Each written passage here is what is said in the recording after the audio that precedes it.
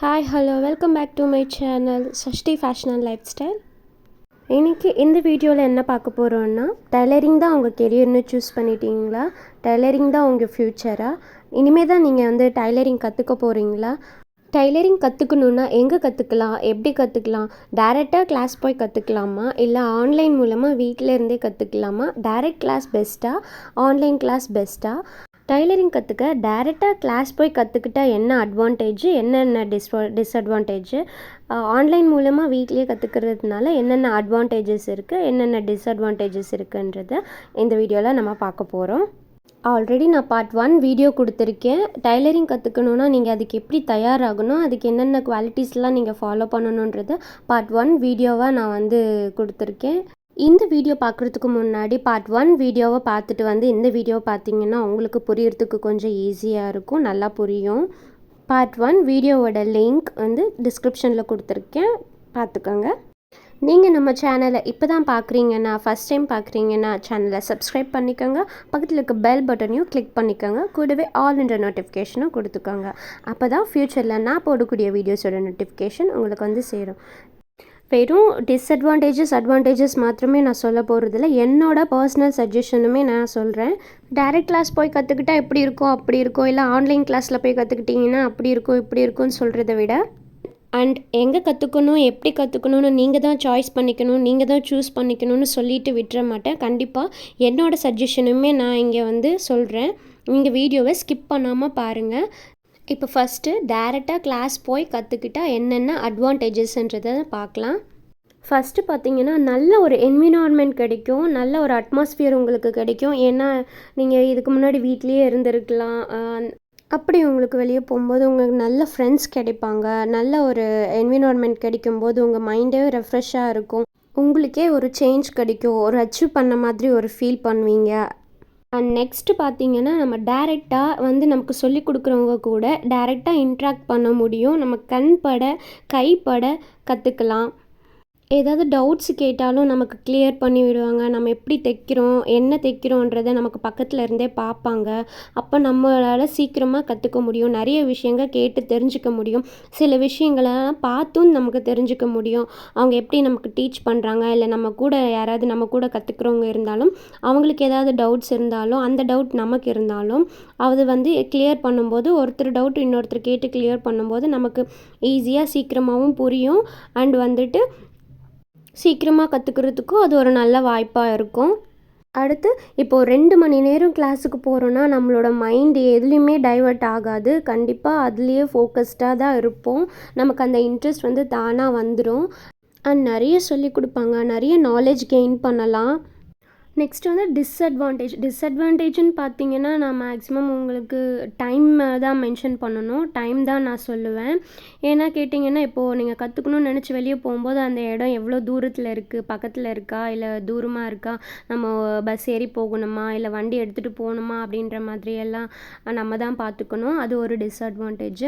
Next பார்த்தீங்கன்னா, இப்போ 1 hour 2 hour தான், சில இடத்துலலாம் 1 hour தான் சொல்லிக் கொடுப்பேன்னு சொல்லுவாங்க, இல்லை சில இடத்துல 2 hours தான் சொல்லிக் கொடுப்பேன்னு சொல்லுவாங்க. ஸோ அது நமக்கு ஒரு டிஸ்அட்வான்டேஜாக இருக்கும்.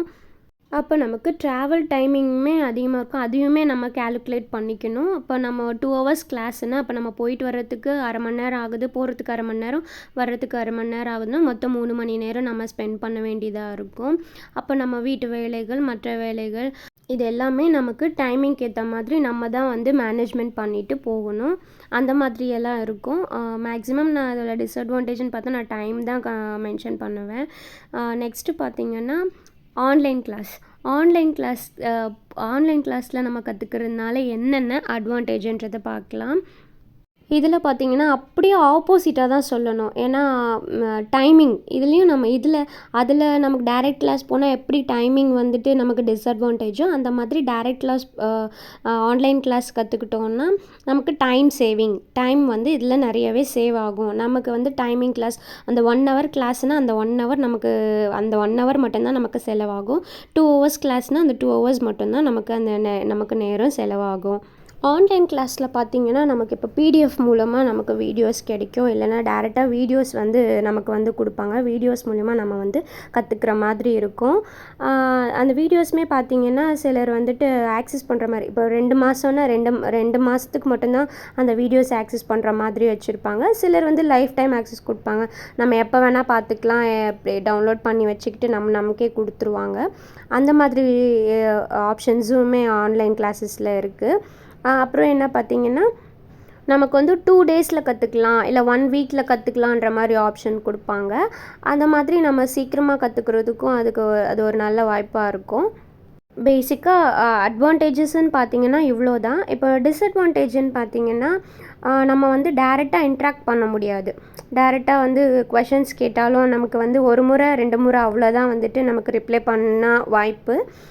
இல்லைன்னா இல்லை, நம்ம வந்து அவங்கக்கிட்ட கேட்க முடியாது. ஏன்னா நமக்கு வந்துட்டு வீடியோஸ் மூலயமா நமக்கு கொடுத்துருவாங்க.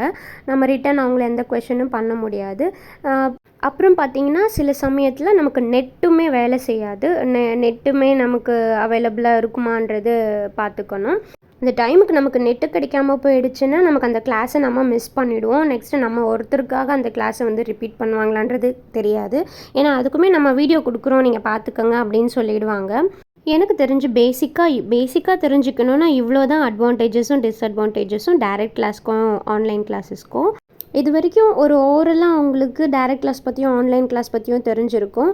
இனிமேல் நம்ம நெக்ஸ்ட்டு பார்க்க போகிறது என்னென்னா, சுருக்கமாக சொல்லணுன்னா இது வரைக்கும் பார்த்தது ட்ரைலர் தான், இனிமேல் பார்க்க போகிறது தான் மெயின் பிக்சர் அப்படின்னு சொல்லுவோம் இல்லைங்களா, அந்த மாதிரி ஒரு டாபிக்குள்ளே தான் நம்ம போக போகிறோம்.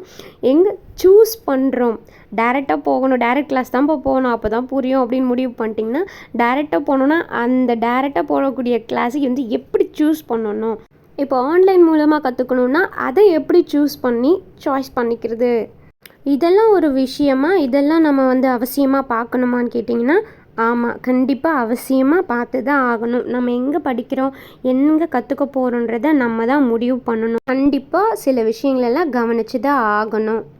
ஏன்னு கேட்டிங்கன்னா, இப்போ டைரெக்டாக கிளாஸ் போய் கற்றுக்கிட்டாலும் நம்ம பணம் கட்டி தான் கற்றுக்க போகிறோம், ஆன்லைன் மூலமாக கற்றுக்கிட்டாலும் நம்ம பணம் கட்டி தான் கற்றுக்க போகிறோம். இப்போது 2 இடத்துலையுமே நம்ம பணம் கொடுத்து தான் கற்றுக்க போகிறதுனால கொடுக்குறது நம்மளோட பணம் என்றைக்குமே வந்துட்டு வீணாக போகக்கூடாது. நம்ம சரியான இடத்த தேர்ந்தெடுக்காமல் விட்டுட்டோம்னா நம்ம பணம் போச்சுன்னா நம்ம தான் வந்து ஃபீல் பண்ணுவோம். அது மட்டும் இல்லை, அதோட முழுமையான நஷ்டமும் நம்ம தான் வந்து சேரும். நீங்கள் நினைக்கலாம், உங்களில் சில பேர் நினைக்கலாம், அதுனா 1 மாதம் கிளாஸ் போகிறோம், இல்லைனா 2 மாதம் போக போகிறோம், அதிகபட்சம் ஒரு 6 மாதம்தான் போக போகிறோம், அதுக்கு நம்ம இவ்வளோ கவனிக்க வேண்டியது இருக்கா அப்படின்னு கேட்டிங்கன்னா கண்டிப்பாக கவனிக்க வேண்டியது அவசியம்தாங்க. ஏன்னா சில பேருக்கு அது பேஷனாக இருக்கலாம், சில பேர் இதுதான் வந்து ஃப்யூச்சருன்னே வந்து நம்பி இருக்கலாம். அவங்கக்கிட்ட என்ன அமௌண்ட் இருக்கும், எவ்வளோ அமௌண்ட் இருக்கும், அது எவ்வளோ ஸ்பெண்ட் பண்ணணும்னு தயாராக இருக்காங்க, அவங்களால எவ்வளோ அஃபோர்ட் பண்ண முடியுன்றது அவங்களுக்கு மட்டும்தானே தெரியும். எல்லாருக்கும் ஒரே மாதிரி வந்து இருக்காது இல்லைங்களா. ஒவ்வொருத்தரோட பொருளாதார சூழ்நிலையுமே ஒவ்வொரு மாதிரி இல்லைங்களா. அதனால எல்லாமே அவசியம்தான். இந்த டைலரிங்கை சூஸ் பண்ணுறவங்க மேக்ஸிமம் வந்துட்டு லேடிஸாக தான் இருப்போம், ஹோம் மேக்கர்ஸாக தான் இருப்போம், கஷ்டப்படுற ஒரு ஃபேமிலியாக தான் இருப்பாங்க. கண்டிப்பாக அவங்களுக்கு வந்துட்டு இது நான் இந்த ஒரு டிப்ஸ் அண்ட் ட்ரிக்ஸ் எல்லாம் வந்துட்டு ரொம்பவே யூஸ்ஃபுல்லாக இருக்கணுன்றதுக்காக தான் நான் இந்த வீடியோவே மேக் பண்ணியிருக்கேன். கண்டிப்பாக எனக்கு தெரிஞ்ச விஷயம்லாம் என்ன கவனிக்கணுன்றதை நான் இப்போது அடுத்தடுத்து சொல்கிறேன். அண்ட் இன்னொரு விஷயம் பார்த்திங்கன்னா, கற்றுக் கொடுக்குற அவங்கள மட்டுமே நாம் சொல்ல முடியாது, கற்றுக்கிற நாமுமே இதில் முக்கியம். நம்மளும் கற்றுக்கிறதுல இருக்குது. நம்ம கரெக்டாக கற்றுக்கணும், சொல்லிக் கொடுக்குறத மறக்கக்கூடாது, நல்லா ஞாபகம் வச்சுக்கணும், சொல்லிக் கொடுக்குறத அப்பப்போவே நம்ம ப்ராக்டிஸ் பண்ணணும், நல்ல முறையில் நம்மளும் கற்றுக்கணும்.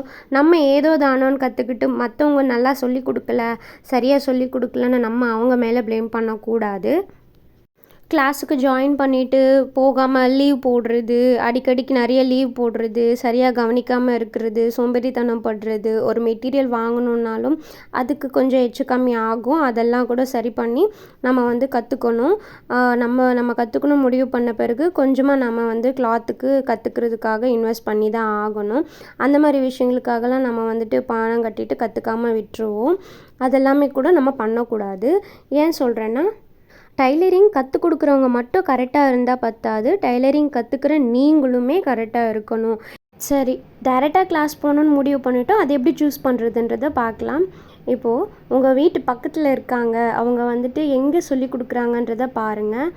வீட்டிலேருந்து சொல்லி கொடுக்குறாங்களா, இல்லை ஒரு கடையிலேருந்து சொல்லி கொடுக்குறாங்களா, இல்லை தனியாக ஒரு இன்ஸ்டியூட் வச்சுருக்காங்களா, சொல்லி கொடுக்குறதுக்காகவே இன்ஸ்டியூட் வச்சுருக்காங்களான்றத முதல்ல கவனிங்க.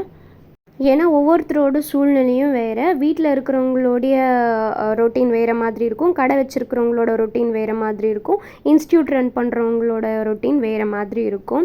இந்த மாதிரி எடுத்து நம்ம சூஸ் பண்ணி போகும்போது நமக்கு தேவையானது கரெக்டாக நமக்கு கிடைக்குமான்றதை நம்ம முன்கூட்டியே பார்த்துக்கணும். இப்போ வீட்டில் இருக்கிறவங்கக்கிட்ட உங்கள் வீட்டு பக்கத்தில் இருக்காங்க, நான் அவங்கக்கிட்ட போய் கற்றுக்குறேன் அப்படின்னு சொன்னீங்கன்னா அந்த இடத்துல உங்களுக்கு எந்த மாதிரி நாலேஜ் கிடைக்கும்ன்றதை நான் ஓரளவுக்கு சொல்கிறேன். வீட்டில் தைக்கிறவங்களுக்கு ஓரளவுக்கு தான் தெரிஞ்சிருக்கும். அதாவது அவங்களுக்கு என்ன தெரியுமோ அதுதான் அவங்களுக்கு சொல்லிக் கொடுப்பாங்க. உங்களுக்கு எக்ஸ்ட்ரா கற்றுக்கணும், அட்வான்ஸ்டாக கற்றுக்கணும் அப்படின்னா, நான் கோர்ஸ் லெவலுக்கு போய்ட்டு கற்றுக்கணும் அப்படின்னா அந்த மாதிரி நாலேஜ் அவங்கக்கிட்ட கிடைக்காது. அவங்களுக்கு என்ன தெரியுமோ அதுதான் சொல்லிக் கொடுப்பாங்க.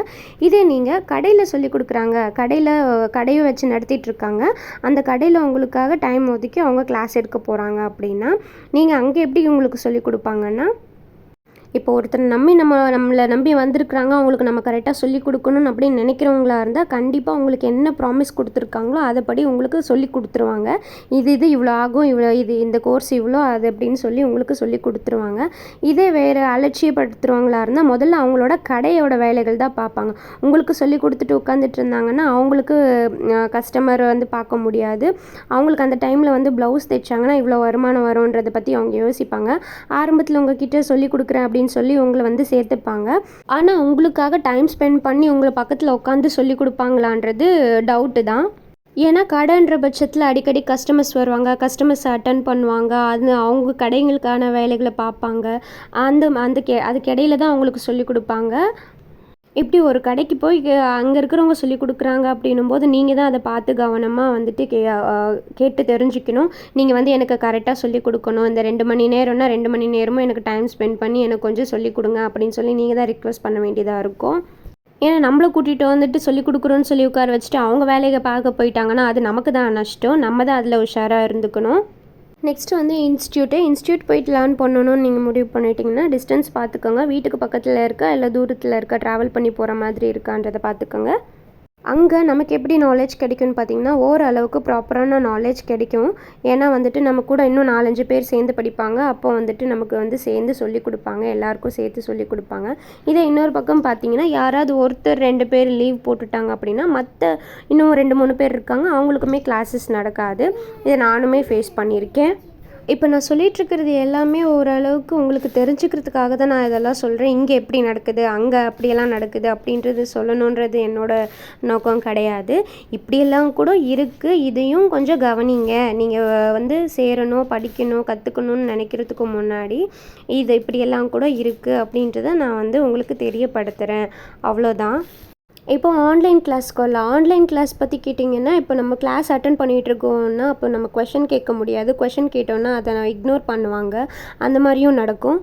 சில சமயத்தில் நமக்கு பிடிஎஃப் அனுப்புகிறேன், வீடியோ அனுப்புகிறேன்னு சொல்லுவாங்க, அதை அனுப்பாமையே விட்டுருவாங்க. அப்படியே அனுப்பினாலும் அது வந்து சரியாக வந்து டவுன்லோட் பண்ணி அனுப்பியிருக்க மாட்டாங்க. நமக்கு வீடியோஸும் அவ்வளோ கிளாரிட்டியாக இருக்காது. அந்த மாதிரி இஷ்யூஸ் எல்லாம் வேறு நடக்கும் ஆன்லைன் கிளாஸஸ் மூலிமா நம்ம படிக்கிறதுனால. அப்போ நம்ம அவங்கள கேள்வி கேட்டோன்னா நமக்கு நெட்டு தான் ப்ராப்ளம் அப்படி ஏதோ ஒன்று ரீசன் சொல்லிடுவாங்க. அப்போ நமக்கு தான் அந்த இடத்துல நஷ்டமாகும். இப்போ நான் இவ்வளோ நேரம் சொன்னது எல்லாமே வந்து பாதி தான், இதுக்கு மேலேயும் என்ன இருக்குது. அதெல்லாம் வந்துட்டு நம்ம வந்துட்டு பேசிகிட்டு இருந்தோம்னா வீடியோ லென்த்தாக போயிடும். லாஸ்ட்டாக என்னோடய சஜஷன் டைம். நான் எந்த மாதிரி உங்களுக்கு சஜஸ்ட் பண்ணுவேன், டைரக்ட் கிளாஸ் சஜஸ்ட் பண்ணுவேன்னா ஆன்லைன் கிளாஸ் சஜஸ்ட் பண்ணுவேனான்னு கேட்டிங்கன்னா டைரக்ட் கிளாஸ் தான் நான் வந்து சஜஸ்ட் பண்ணுவேன். ஏன்னு கேட்டிங்கன்னா நம்ம இப்போது ஃபார் எக்ஸாம்பிள் சின்ன வயசில் முறையாக ஸ்கூலுக்கு போகும்போது நமக்கு கைப்பிடிச்சி ஆ எழுத வைப்பாங்க இல்லைங்களா, அந்த மாதிரி தான் நான் சொல்லுவேன். எப்போவுமே ஒருத்தர் கைப்பிடிச்சி சொல்லி கொடுக்க ஒருத்தர் இருந்தால் மட்டும்தான் நம்ம அப்படியே பிடிச்சிட்டு மேலே வர முடியும். அந்த பிள்ளையார் சுழின்றது ரொம்பவே முக்கியம். அந்த பிள்ளையார் சுழி போடணும் அப்படின்னா நம்ம அந்த இடத்துக்கு நம்ம வந்து சொல்லி கொடுக்குற இடத்துக்கு போய் கற்றுக்கிட்டோன்னா மட்டும்தான் நமக்கு வந்து அது வந்து அச்சீவ் பண்ண முடியும். இப்போ நீங்கள் டைரக்ட் கிளாஸ் போகிறீங்கன்னு முடிவு பண்ணிட்டீங்கன்னா ஸ்டார்டிங் நீங்கள் வந்துட்டு அவங்கக்கிட்ட என்ன கோர்ஸ் இருக்குது, ஸ்டார்டிங்கில் வந்து 2000லேருந்து ஸ்டார்ட் ஆகலாம் கோர்ஸு, 3000லேருந்து ஸ்டார்ட் ஆகலாம், இல்லை பேசிக்காக 1000லேருந்தே கூட ஸ்டார்ட் ஆகட்டும். அது ஸ்டார்ட் ஆகி போய்கிட்டே இருக்கும். 10,000, 15,000, 25 அப்படின்னு கோர்ஸு அமௌண்ட்டுக்கு ஏற்ற மாதிரி கோர்ஸ் ஏறிட்டே தான் போகும். நீங்கள் வந்து பேசிக்காக அவங்க வந்து என்ன அமௌண்ட்டில் ஸ்டார்டிங் வச்சுருக்காங்களோ அந்த கோர்ஸ் எடுத்து படிங்க. முதல்லையே நீங்கள் வந்து 5000 10,000 20,000ன்னு கட்டவே வேண்டாம். முதல்ல வந்துட்டு பேசிக்காக நீங்கள் வந்துட்டு பேசிக் காசை கட்டி நீங்கள் சேர்ந்தீங்கன்னா அப்போ உங்களுக்கு தெரிஞ்சு போயிடும். அந்த இடத்துல உங்களுக்கு சரியான நாலேஜ் கிடைக்குதா, உங்களுக்கு கரெக்டாக உங்களுக்கு சொல்லி கொடுக்குறாங்களா, கரெக்டாக கிளாஸஸ் நடக்குதா, உங்களுக்கு தேவையான விஷயங்கள் தேவையான நாலேஜ் எல்லாம் கரெக்டாக கிடைக்குதான்னு அப்போ ஈஸியாக உங்களால் கண்டுபிடிச்சிட முடியும். அதுக்கப்புறம் நீங்கள் மேற்கொண்டு அங்கேயே வந்து நெக்ஸ்ட் கோர்ஸ் வந்துட்டு பணம் கட்டி படிச்சுக்கலாம். அப்புறம் கூட நீங்கள் கற்றுக்கலாம். நமக்கு யார் மேலேயுமே தப்பு சொல்கிற சூழ்நிலை வராது. நமக்கே தெரியும் நம்மளால் வந்து கற்றுக்க முடியாதான்றதும் நம்மளும் முடிவு பண்ணிக்கலாம். அதே மாதிரி நம்ம இந்த இடத்துக்கு வந்தோமே எங்கே நமக்கு சரியான படிப்பு கிடைக்கும், நம்ம கற்றுக்க முடியாதுன்றது அதையும் நீங்கள் கண்டுபிடிச்சிக்கலாம். இப்படி நீங்கள் மொத்தமாக அமௌண்ட் கட்டாமல் பேசிக் அமௌண்ட் கட்டி நீங்கள் அந்த இடத்துல வந்துட்டு கற்றுக்கிறது நல்லது.